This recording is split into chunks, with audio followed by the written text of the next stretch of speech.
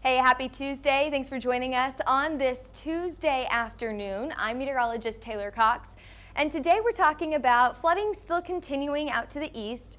Thankfully, it's a lower risk than what we saw yesterday, anywhere from Florida all the way up to Virginia, but we're still watching for that risk today.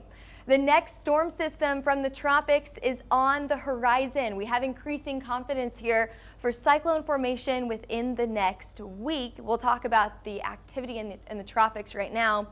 That severe risk, however, across the country, while a lot of us are going to get rain, showers and storms today, the severe risk overall stays very low.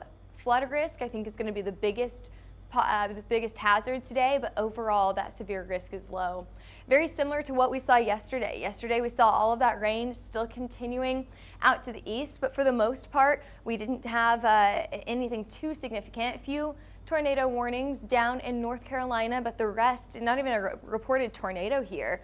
We had some wind reports farther up into northern Florida, and then there's your rainfall that you can see extending anywhere from Pennsylvania all the way to North Carolina. A rainfall still continues in these areas that probably need a really good break from the rain. We've seen some absolute horrific pictures from North Carolina where they have been getting all of those mudslides and flooding. And then we've also, of course, got that flooding threat once again across Florida for today. So here's a look at your current conditions. We have a front that's moving through southern side of Oklahoma, straight through Texas, and then all the way up to the Great Lakes. That is going to be bringing the chance for some showers and storms in the Midwest today. Other than that, pretty low chance for showers and storms. Farther out to the east, I think that the two areas that we're going to be watching for today is North Carolina into Virginia and then down into Florida as well, where we've already got some ongoing showers and storms. Farther out to the west, we stay pretty dry over the next few days. And into the southwest, we are seeing temperatures start to heat back up, as well as a risk for storms out in Arizona today. So I'll talk about that risk as well. Current temperatures, look at Denver, 59. Is that the coolest that we have on the board right now? I think that it is. How comfortable is that? There's some fall-like weather. Meanwhile, down in Oklahoma City, we're sitting in the mid-70s, a little bit cooler today than what we were at yesterday at this time. However, temperatures will be warming back up over the next few days. 80s in Dallas, 60s in Kansas City. There's 76 out in Chandler for your lunchtime forecast. 75, I bet you can sit on the patio, maybe some shade, feel really comfortable. You're going to need a little bit more AC farther down into Dallas, where we are at 87 right now. Now, what about that chance for strong to severe storms? That farther out to the east, but even then, that forecasted instability, it's low, it's blue, it's low. If you go to the hail risk for today, that is also very low, and I think I skipped a graphic here. Okay, let's go back. There you go. There's your hail risk. Extremely low. What I'm really watching for is potential very, very small hail where that front is coming down from the Great Lakes into the Midwest. Could we see some hail here? If we do, very small. Probably smaller than the size of a quarter, which is why, once again, I think this is like the third day in a row that we've had no significant hail expected on our map here. So once again, a very, very quiet hail day. We could see some stronger wind speeds today. That will be farther out to the east in places like North Carolina into Virginia, and then farther out into New Mexico and Arizona. Let's take a look out to the east first, then we'll go west. All right, are red boxes popping up here, or maybe not? I thought I had red boxes on here. Nope. All righty. Well, anyway, out to the east, what could we see here? We could see some wind speeds 30 to 45 miles an hour, not looking too impressive here. The main risk, as I mentioned earlier, will be that flooding risk. And then as we head farther down to the south, very similar, flooding risk is going to be the main issue here. So watch for any of those flooded roadways. You know that place in your neighborhood that always tends to flood. That is the area I want you watching for today. And then those areas that are already have water ponding on them. From some of those storms that we got last week, those are areas that could get worse today as well. Taking a look at your main hazards farther down to some very, very isolated storms in Arizona, kind of scraping New Mexico here on the western side. Now these are not going to be very widespread. You're going to see a few, maybe 1, 2, 3, 4, handful of storms here. The biggest risk that we have is high wind, 40 to 60 miles an hour.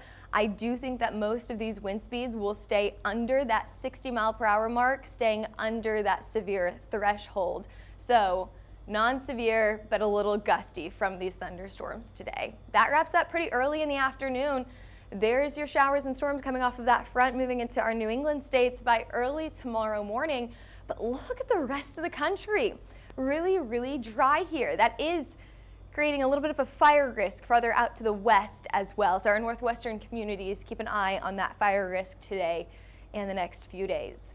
Alrighty, let's take a look at that tropical cyclone formation here.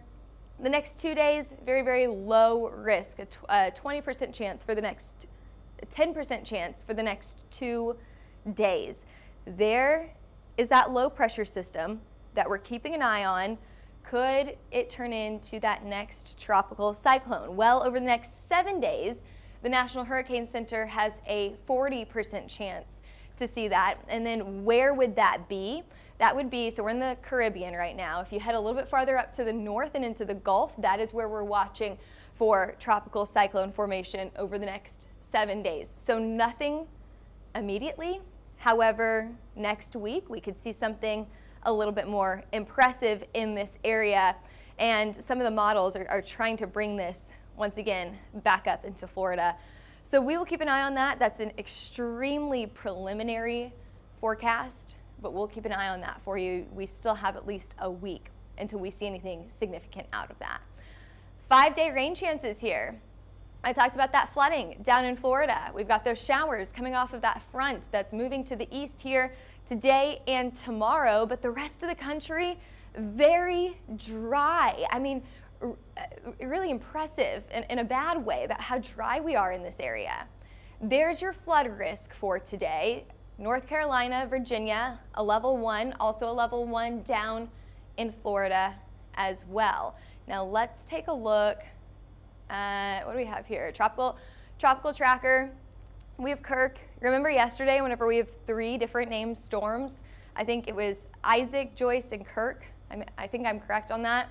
Kirk is the only named storm that we have right now, actually expected to strengthen from a tropical storm today to a Category 1 hurricane tomorrow to a Category 2 hurricane on late Wednesday, late tomorrow, and then into a major hurricane by Thursday, Category 3 on Thursday evening, continuing to hold that strength all the way through Saturday. Now, what are the impacts here? Very minimal. I've zoomed out so that you could see how far away this is from any land. Any impacts here are going to be minimal. This is what we call a fish storm, a really impressive storm that it only impacts the fish, right?